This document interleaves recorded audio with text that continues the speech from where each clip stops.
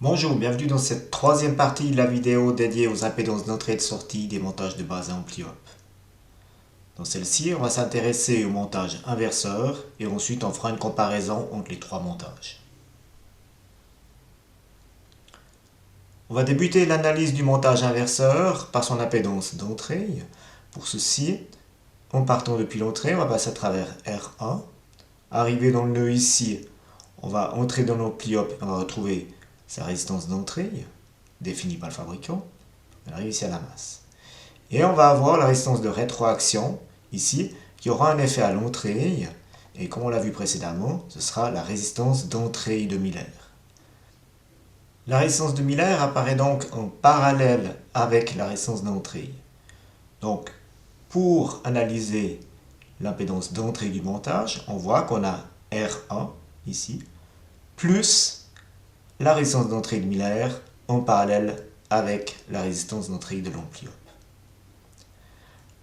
La résistance d'entrée de Miller, pour la calculer, je rappelle qu'on fait de la manière suivante. On prend la résistance de rétroaction divisée par 1 plus le gain.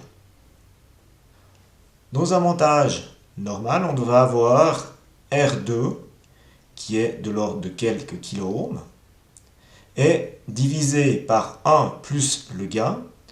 Ce gain, dans le cas du LM741, serait de 200 000 par exemple, mais on va avoir des ampli-op qui ont des gains plus élevés. Donc la résistance d'entrée de Miller sera très faible. Maintenant, cette résistance d'entrée de Miller en parallèle avec la résistance d'entrée de l'ampli-op va donner un résultat très faible. Donc, on va retrouver ici l'impédance d'entrée qui est environ égale à R1. On peut aussi déterminer cette impédance d'entrée d'une autre façon en plaçant la masse virtuelle, comme on l'a fait précédemment. Lorsqu'on avait une contre-réaction, on disait qu'on avait une différence de potentiel entre la patte plus et la patte moins de 0. Donc, on a retrouvé ici le même potentiel que là, c'est-à-dire, dans ce cas-là, la masse, qu'on appelait masse virtuelle. Donc maintenant, si on regarde ceci, vu depuis l'entrée, entre l'entrée et la masse, on a R1. Ce qu'on voit ici, Z entrée inverseur est égal à environ R1. On passe maintenant à l'impédance de sortie. Vu depuis la sortie, on va avoir la résistance de sortie de l'ampli-op et on va voir l'effet de la résistance de rétroaction, ici R2, à la sortie. Et pour ceci, on va utiliser la résistance de sortie de Miller. On voit que la résistance de sortie de Miller est en parallèle avec la résistance de sortie de l'ampli-op. Donc ça nous donnait le calcul suivant pour déterminer l'impédance de sortie du montage inverseur. On va retrouver R sortie Miller en parallèle avec la résistance de sortie de l'ampli-op. Pour calculer la résistance de sortie de Miller, on va prendre la résistance de rétroaction, dans ce cas-là R2, divisé par 1 plus 1 sur ABO, le gain en boucle ouverte de l'ampli-op. Le gain en boucle ouverte de l'ampli-op pour un 741 est de 200 000, voire plus pour d'autres ampli-op. Donc 1 divisé par 200 000, ça va donner une valeur très petite, plus 1, on va obtenir environ 1. Donc la résistance de sortie de Miller est environ égale à R2. Maintenant, la résistance de sortie de l'ampli-op est relativement faible.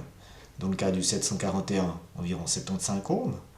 En parallèle avec la résistance de sortie Miller, qui est de l'ordre de plusieurs kiloohms, on va avoir l'impédance de sortie du montage inverseur qui est environ égale à la résistance de sortie. Voilà, maintenant qu'on a analysé les trois différents montages, on va comparer ceux-ci.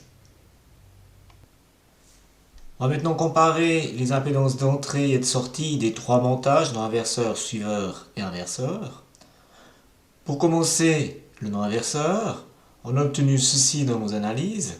Donc on voit que pour l'impédance d'entrée du montage non-inverseur, on a l'impédance d'entrée de l'ampli-op qui va être amplifiée par 1 plus 1BO fois B. Pour l'impédance de sortie du montage d'inverseur, on va avoir l'impédance de sortie de l'ampli-op qui va être divisée par 1 plus RBO fois B. Donc, on aura une impédance de sortie du montage plus faible que l'impédance de sortie de l'ampli-op. On aura sensiblement la même chose pour le montage suiveur. On va retrouver l'impédance d'entrée du montage suiveur qui sera égale à la résistance d'entrée de l'ampli-op multipliée par 1 plus ABO. Donc on voit qu'il sera encore plus amplifié que pour le montage dans l'inverseur. De manière identique, pour l'impédance de sortie du montage suiveur, on aura la résistance de sortie de l'ampli-op divisée par 1 plus ABO. Donc l'impédance de sortie du montage suiveur sera encore plus faible que celui du inverseur. Pour le montage inverseur, on aura l'impédance d'entrée qui sera égale à la résistance R1. Donc on aura une impédance d'entrée faible, ce qui est négatif pour ce montage-là, alors qu'on avait des effets positifs sur les deux précédents. Pour l'impédance de sortie, on va retrouver la résistance de sortie de l'ampli-op. Donc on n'a pas de gain pour celui-ci. Donc on voit que le montage inverseur, c'est celui qui a les moins bonnes caractéristiques. L'impédance d'entrée est la plus faible et l'impédance de sortie est la plus élevée. De ce fait-là, lors de la construction d'un circuit, il faut faire attention, si on doit interfacer un circuit à un capteur ayant un faible courant de sortie, il faut éviter d'utiliser par exemple le montage inverseur. Voilà, ceci met un terme à cette série de vidéos. Je vous remercie de votre attention et je vous souhaite une bonne journée. Au revoir.